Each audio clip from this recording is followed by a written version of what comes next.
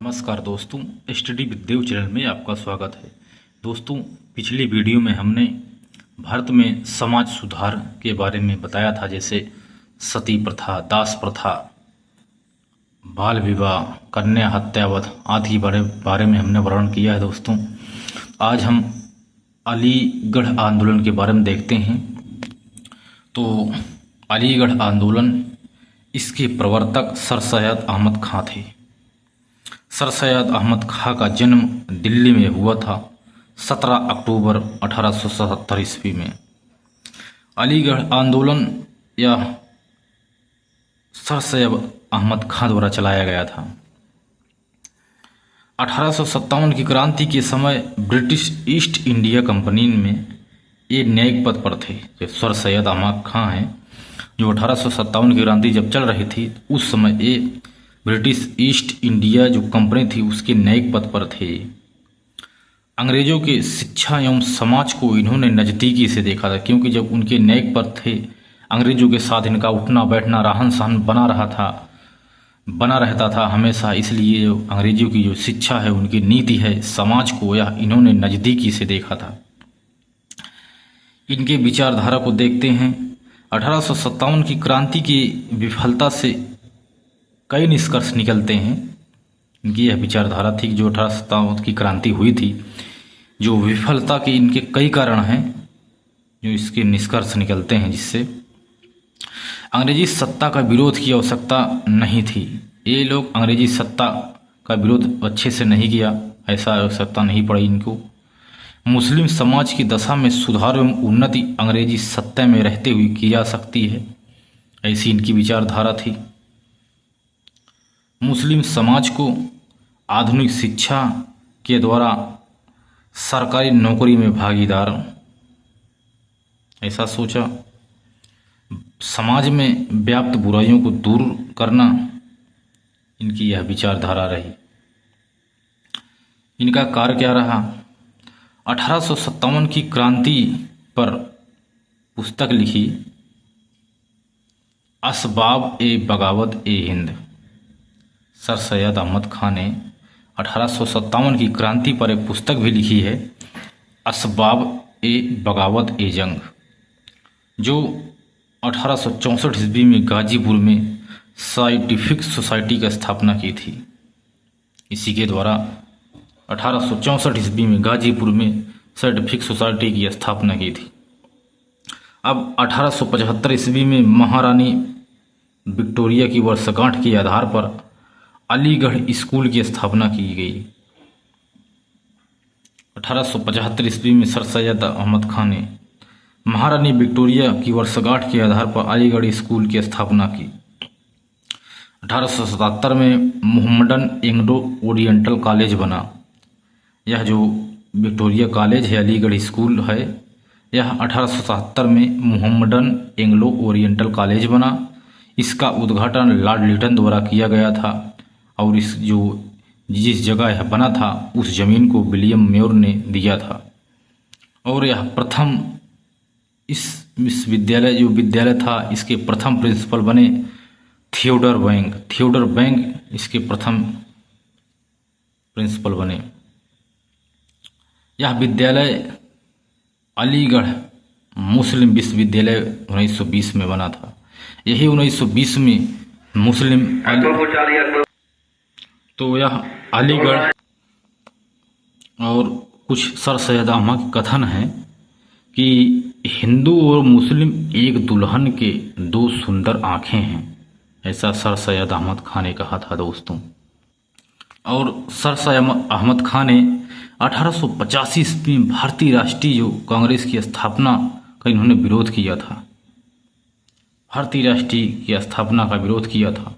1887 ईस्वी में मद्रास में अधिनियम में जो एक अधिनियम बना था, उसके अध्यक्ष बने बदरुद्दीन तैयब जी। 1887 में मद्रास अधिनियम में 1887 में जो कांग्रेस का अधिवेशन हो रहा था मद्रास में, उसके अध्यक्ष बने बदरुद्दीन तैयब जी। तो अहमद खां ने इसका विरोध किया था। भारतीय राष्ट्रीय कांग्रेस की स्थापना हो रही तब भी विरोध किया था, और 87 में जब मद्रास में अधिवेशन हो रहा था, इसके अध्यक्ष बने जब बदरुद्दीन तैयब जी, तो भी सर सैयद अहमद खान ने इसका विरोध किया था।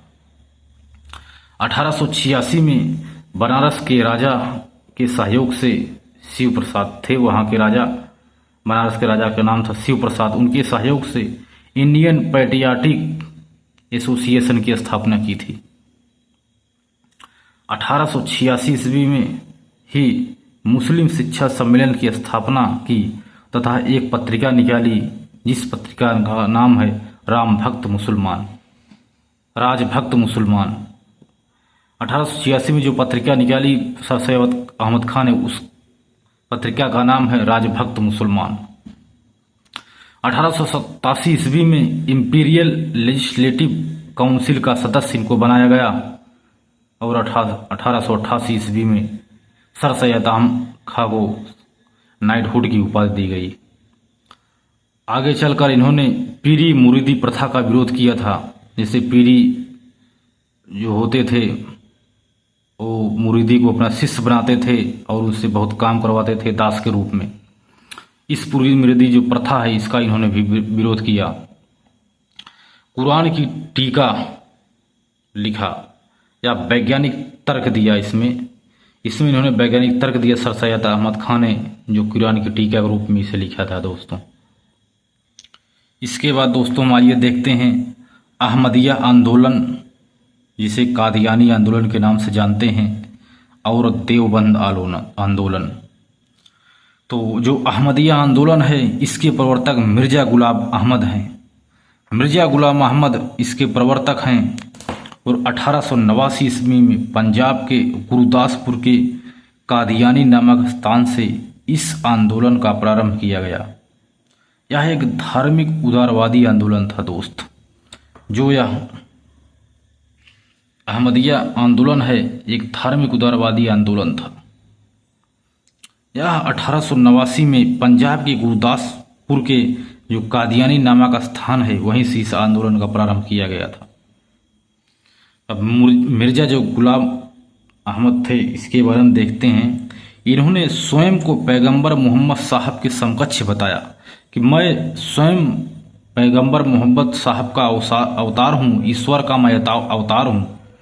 स्वयं को ईश्वर का अवतार बताया, और मिर्ज़ा गुलाम जो पैगंबर मोहम्मद के समक्ष अपने को बताया, इनका एक ही उद्देश्य था कि शुद्ध इस्लाम धर्म की स्थापना करना चाहता था ये।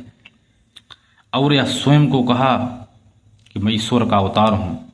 स्वयं को इस पुनर्जागरण का वाहक बताया, मैं इनके रास्ते पर चलने वाला हूँ। और जिहाद का विरोध किया। मिर्ज़ा गुलाम ने जिहाद का विरोध किया, सर्वधर्म समभाव की भावना को यह व्यक्त किया। इनकी एक पुस्तक है मिर्ज़ा गुलाम की, बहरीन ए अहमदिया। यह आंदोलन की विचारधारा से प्रभावित था। इस प्रकार दोस्तों हमने अहमदिया आंदोलन के बारे में देखा। अब देखते हैं देवबंद आंदोलन। यह एक पुनर्जागरण आंदोलन है। देवबंद आंदोलन को पुनर्जागरण आंदोलन कहते हैं। इसकी स्थापना एवं प्रवर्तक दो लोग हैं, उलेमा